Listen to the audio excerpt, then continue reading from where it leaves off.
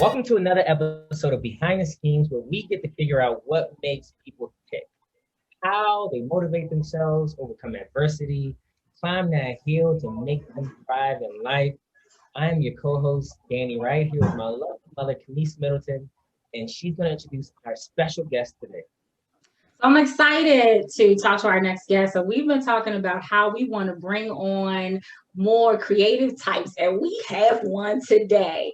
Miss Sabrina Herbosa Reyes is here with us, and she is a creative that is aligned to architecture. She is a multidisciplinary designer. She is a dancer. I mean, we have someone pretty extraordinary here today. So we wanna hear about like how all those things connect together, if they do, but more importantly, what's your secret sauce? How do you navigate all of these different disciplines, and how do you navigate your day?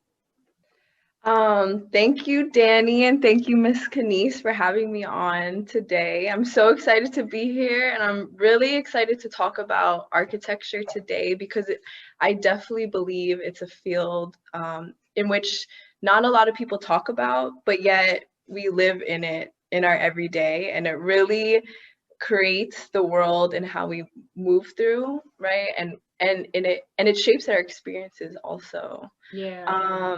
And for me, being in architecture, I think it's really important that I I stay assertive, right, in what I believe in, especially being a woman in the field. It's a very white male Oh dominated yeah. field, Yeah. and I'm on site with with contractors, engineers, other architects, and I'm the only female on the Oh, field.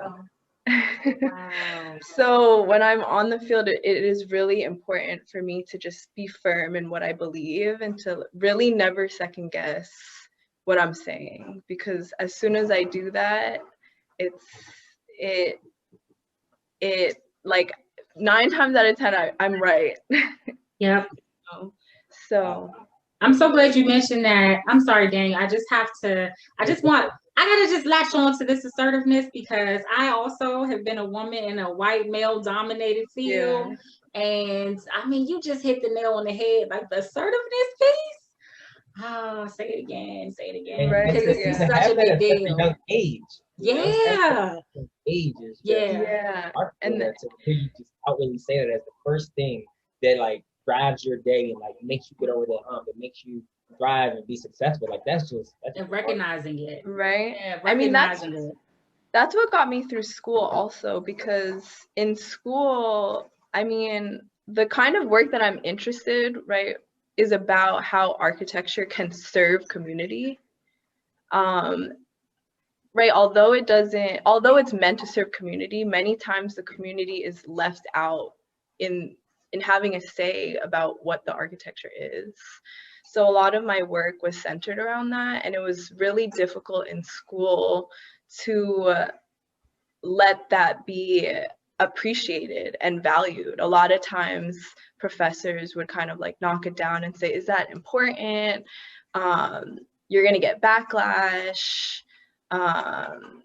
Like homeless people, it's a dangerous area, whatever that means.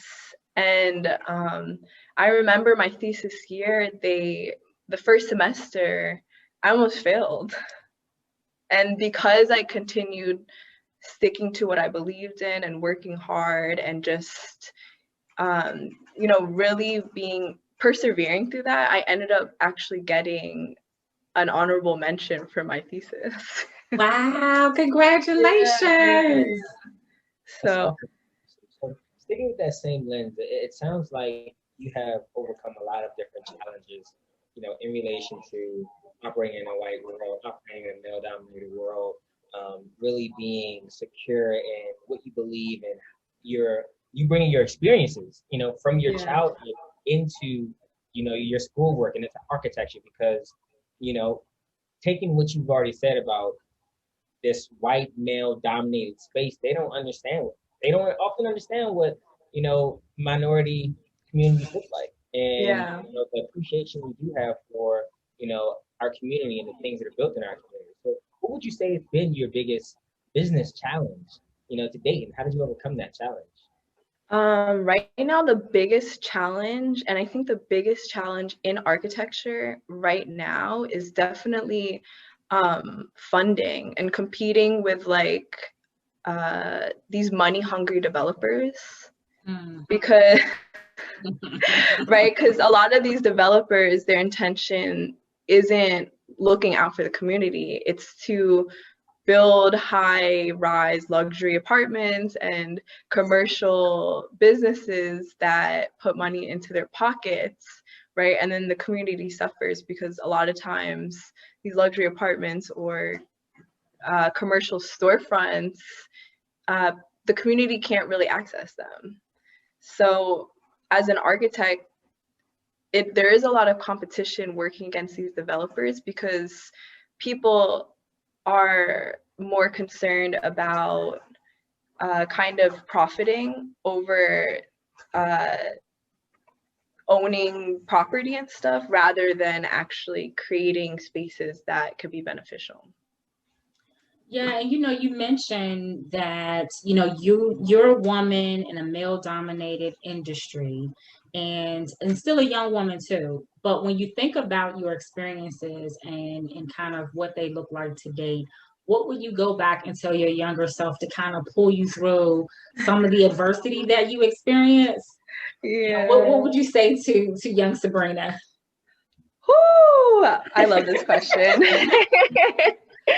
I would say definitely be gentle with yourself. I definitely learned, right, because I grew up with a single mom who came from the Philippines, so she was an immigrant and struggling, and so my mindset growing up was always work hard, be the best at everything that you do, like, because you don't want to go through that again. You know what I mean? You don't want to struggle, and you don't want to see your mom struggle. So you want to work hard so that you can be successful, whatever success means, what I realized today. And so like, even though hard work is important and hard work will get you where you want to be, I realized now that I really do need to like just be graceful with myself and allow myself to like rest, and just take care of myself in that way, or else I'll burn out, Yeah. Now I can relate to that. That's probably what I would tell my younger self. So those are wise words. Yeah. When I think about burnout, and you often hear about that with individuals that are doing like community building and like impact type of work, and it's not often associated with fields like architecture or like development, and then that's mostly because a lot of times people associate fields like that with like corporate structures, right? But obviously that's not the case, and there needs to be champions like you in the room that are saying like community first. Like, how do we think about building spaces that are for the people that are inhabiting the areas that we're in? And so with that same lens and thinking about burnout, like what's one word that describes how you feel about today and why, especially with, all the things that happened last year and people, being close to burnout, if not already experiencing it? Yeah, I think it's really, so it's one word about kind of burnout in relation to last year, you're saying? No. Just one word about how you feel about the world as a whole. That's what. Oh, I think it's like revelation, or like, what is a word? Bringing kind of the complicit to the forefront. Yeah.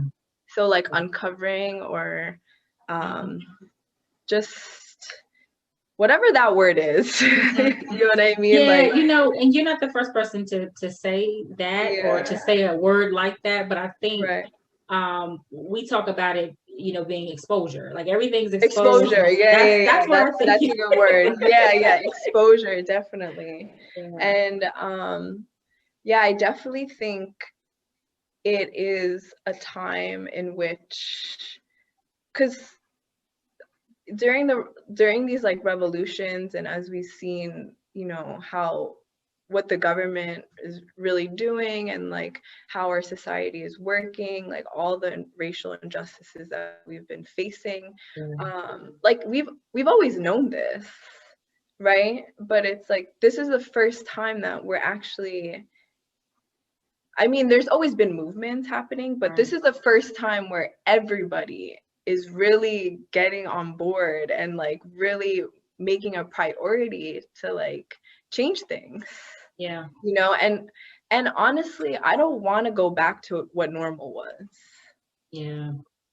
Because that wasn't normal, wasn't working. Like, you know, how I grew up and then to where I'm now, even through all that, it's like I have all these loans.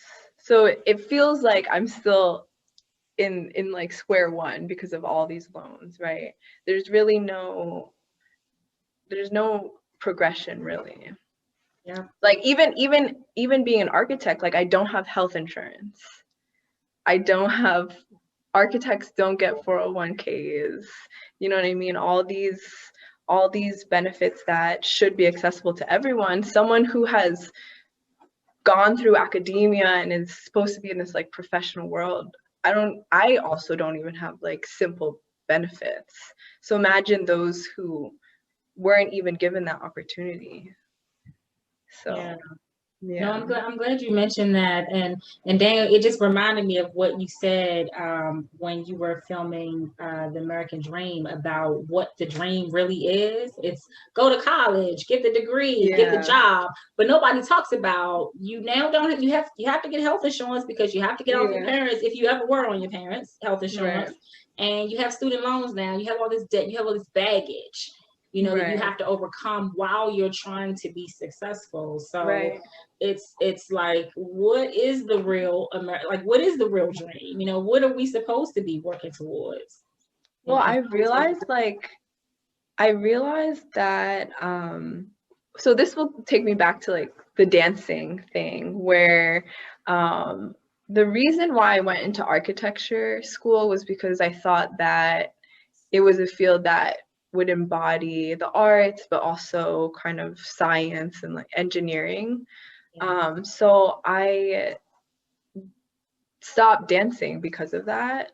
But then now I've seen so many people who have been really able to find like niche communities or niche jobs that really allow them to dance and continue to dance. And people are really creating their own lanes to be able to do these kinds of things. And they're not depending on these corporate structures really to do what they love. And it's really beautiful. And I'm like, oh, I wish. So because of that, I'm actually starting to dance again. And that's wonderful. yeah, as my own like, personal thing, I'm creating films about dance and stuff. So that's fantastic. Yeah. And Daniel, I know we're getting close to time, but I wanted to pitch it to you too. Well, I was gonna say that kind of takes away, you know, the question, you know, I was about to ask next about like what will be your plan B, but it sounds like your plan B to architecture is dance, and E to dance is film. So are those your plan B, or is there something else that would be your plan B if you weren't doing, you know, architecture? So architecture, I definitely have moved away from wanting to be in a corporate firm. I want to create kind of installations that community can access. So I was working with someone in Detroit. Her name is Anya Sirota, and she was speculating ways in which we could create spaces that could benefit the community. So like things like transportable DJ booths, right? Where you don't have to rent out a commercial storefront to host an event. You can kind of just like pop this thing up in the park and artists and musicians can utilize the structure. And then my latest project that I've been working on with my good friend Giovanni Antonio Rivera, through our collaboration called Almosphere, we created the Art Home, which is a transportable art space. So artists can freely show their artwork, and the community can also access art without having to, pay to go to museums or galleries, which are expensive, you know what I mean? So that's kind of my goal, is to how can we speculate other ways in which we can use architecture that is more accessible. Yeah, I love that. I love that. I feel like there's been a common theme across the things that you've talked about, where you are, you appear to be just a natural creative person, and you've gone into, the sort of the structural world of architecture, but you also have these other creative talents, and you're really working to figure out how to blend them, how to do what you want. Like, it just sounds like you're trying to figure out, the creativity is jumping out of you, and you're trying to figure out ways to do it. And I think that's so important for us today. You just mentioned about the different lanes that people are creating. You don't have to stay in a box. You don't have to stay in a box that was created for you, or one that you even created for yourself. So shout out to you for just recognizing that and figuring out what's next. So I know we're right at time, but this has been such a joy. I want people to be able to find you, connect with you, because be on the lookout for this young lady, because you have much more to I just know it's going to be revealed to us. So how can people connect with you and find you and follow you?